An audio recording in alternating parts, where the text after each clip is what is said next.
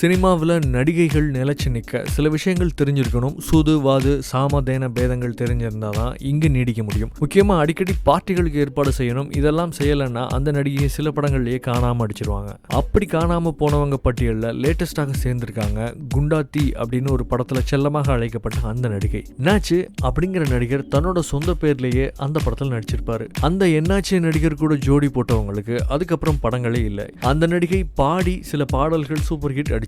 எனவே அந்த நடிகைக்கு தொடர்ந்து பாட்டு பாட மட்டும் வாய்ப்புகள் வந்த வண்ணம் இருக்கு. அந்த நடிகையும் வாய்ப்பு வரும்போது நடிப்போம் அப்படின்னு பாடுறதுலயே பிஸி ஆகிட்டாங்களாம்.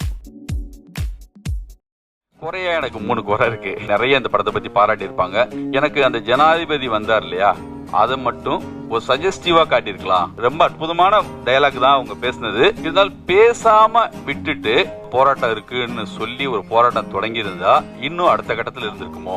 அந்த ரியாக்ஷன் மட்டும் குறைஞ்ச மாதிரி இருந்துச்சு. அப்படி ஒரு படத்தை நீங்க அடுத்து எடுக்கணும்னு சொல்லி நான் ஆசைப்படுறேன். எதுவுமே நான் அவர் கத்து கொடுத்த மாதிரி தெரியல, நான் அவர்கிட்ட கத்துக்கிட்டு இருக்கேன்.